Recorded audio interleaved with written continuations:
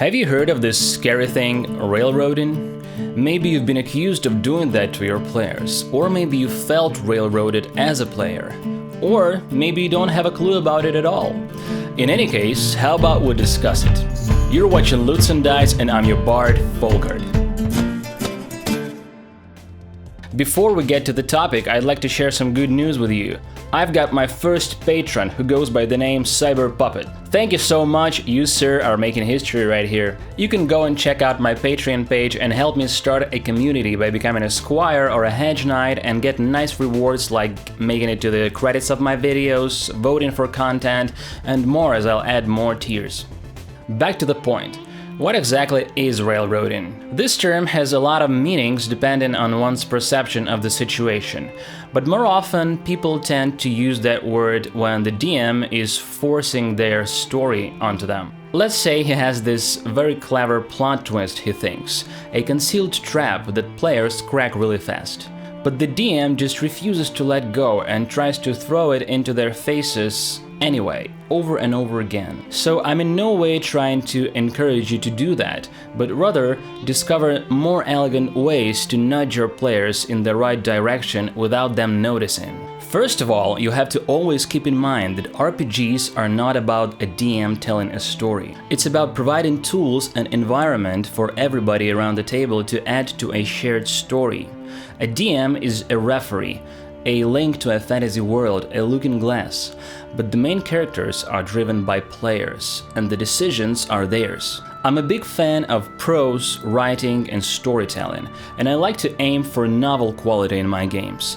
Sure, it's just a game, and you can't possibly create a perfect story arc on purpose, but you can certainly aim for it. I'm making this analogy for a reason. Try to remember that feeling when you're watching a movie or reading a book, and a character does something weird, and you just don't buy it. It stands out for some reason, and later on, you understand that was just a bad plot device, a tool to move story forward. I'm going to provide an example from the final season of Game of Thrones, so spoiler alert. Jaime Lannister had this huge and very promising character development stretched through the entire series, and in the end, he just changes his mind and throws it all away, just to go to King's Landing and die there with his sister. Just because the writers had this picture in mind, but they didn't have enough screen time to make it meaningful. That happens when the writer takes too much control from the character to use him for the story. You might think that a writer just orders his characters around, but it's deeper than that. When you write a character, he eventually comes alive, and you get this feeling of his will and his personality, and the readers feel that too. And the only right way to break those rules is through the environment, from the inside of the story and not the outside. The same goes with RPGs. You want quality story and fun story, you have to reduce meta influence. By meta influence, I mean moments when players understand that, okay guys, this is some major story point, we have to follow it. Instead, you want to aim yourself with in-game tools, such as secondary storylines, events, meaningful NPCs, character backgrounds, lore of your setting, and so on. The essential point to remember here is that role-playing games are about making choices and experiencing consequences.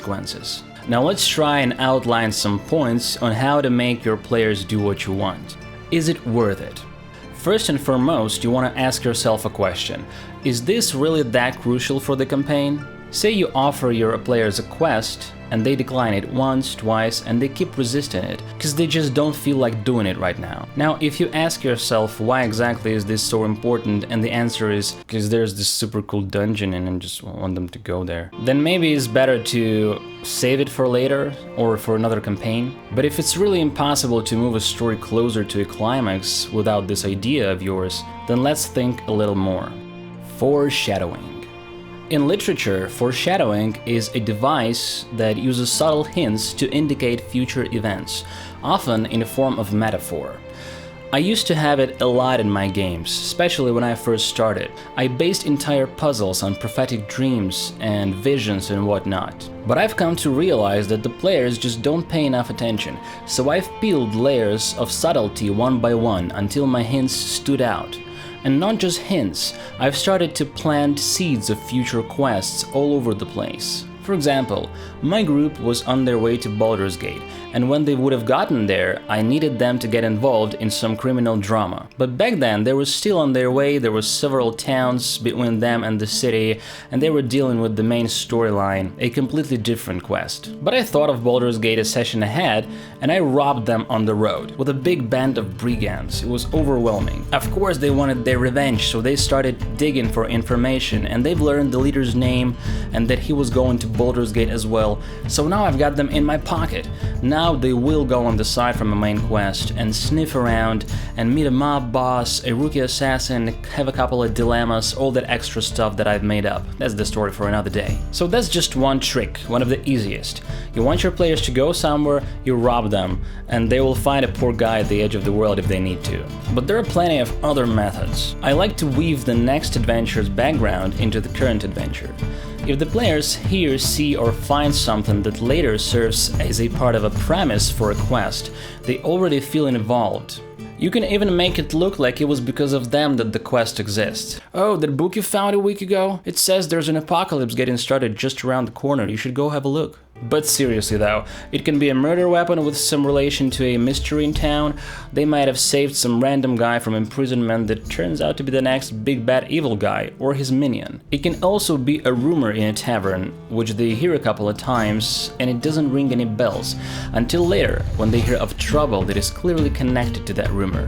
Another easy and obvious way to invoke motivation is to use a character background, which that player spent hours working on. It can be as easy as replacing one of your NPCs with a character from that story, or you can work more and base the entire quest upon that story. I feel like I should mention that is of course not the only way you should use characters' background. In fact, I think they're meant to be implemented in every story. This is just one example. Have several entry points. If, as we've figured out, you really need your players to fall for that bait, you shouldn't count on a single scripted event. They see a woman being harassed on the street and they ignore her, but she actually was a super important quest giver. What then? If that was the only way to link their ways, that's bad planning. That's where books and a game differ from each other, because you may be 100% sure that a character should behave a certain way, but a player may feel differently, or he may have had a bad day or something. Instead, you may have a few different scenes prepared that will lead to a plot of your desire. You want your players to go to an abandoned mine, they can find a treasure map, get hired, they can witness a fleeing dwarf carrying his pal on his back. If one thing doesn't work, another one happens. I provide very simple examples, but no matter how complex things get, remember this. While you can prepare scenes as in screenplays, you want to think through your setup and conflicts and background so well that you could always come up with a natural flow of events and basically be able to respond to any player's action. Know your players. Know what they like and use it to manipulate them. It's as simple as that. For instance, I have this perfect achiever/explorer type of player in my group. He just can't get past a single possible quest or a single location. He has this urge to explore every inch of an adventure. But even while it's easy, I don't exploit this feature of his, because other fellows have expectations of their own, and it's better for everyone if you pull one string at a time in order. Consequences. A really powerful tool is to let your players know early on that their actions affect the world and things happen when they're not around. A brief example, 2 quests in a small village, hunt some wolves or find a missing child. The players decide they want to test some new tactics and go hunting. They come back to sell fresh wolf pelts and they find out that the child was found killed just an hour ago. That is of course quite rough, but it's just an example and it doesn't have to be that gruesome. What if another adventurer or a guardsman saved the child and took all glory to himself? Anyway, the point is the world is alive. Now, if this bustling life continuously happens in your world, the players will carefully consider each opportunity you throw at them. And that is another thing that may come in handy. You try to make something look important and the players believe you because they know your rules. No choice, no play. This case usually takes place when newer DMs start an adventure or a campaign. This may not be the case for you, but I've stumbled upon it many times. I can't say enough how many times it bothered me when we gather around for a one-shot and it's not until 1 or 2 hours have passed that the main story hook starts to unfold. Let me tell you a story. So we played a one-shot and I was a player in that game. We were in a guild of adventurers and we took this job that says about some pirates out in the Moon Sea, and we have to go on the ship that will take us to a place or a town where we would have to investigate this pirates' trouble.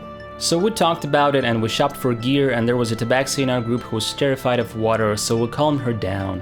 Now we were finally out in the sea and the pirate ship attacked us. We fought for many rounds and the storm came and it knocked us all out, and we ended up on an island without any major settlement. Essentially, the goal of the adventure was to find a way to get home. So now let me summarize. The adventure had to take place on the island. This whole pirate premise didn't matter, and the fight out in the sea didn't add to the story at all. We didn't meet any meaningful villains, we didn't find any lore hints. Everything that was before us waking up on an island shouldn't have been played out around the table, because no matter what we did, the result would have been the same. Imagine playing Lost Mines of Phandelver and starting in a tavern in Neverwinter, meeting Gundren for the first time, taking an offer from him, bargaining, then spending 2 days on the road.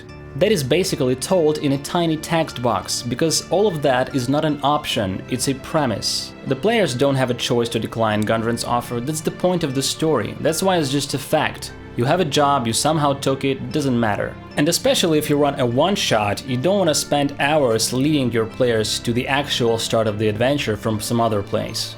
If you're being careful and know that your players will be okay with that, you can even use that in an ongoing campaign. When one adventure is over and you meet a week later for a game night, you can do just that, throw them right into the action without asking. Just remember to make sure that they are done with any downtime activities and ready to go for it. At the end of the day, maybe there's no such thing as railroading, maybe it's just good or bad game designing and right expectations from both sides. Let me know if you agree or disagree with my points, share your D&D stories, ask questions, and I will definitely answer them. If you enjoyed the video, smash that button below, subscribe, and let me know what you think in the comments. Also, consider supporting Lutes and Dice on Patreon.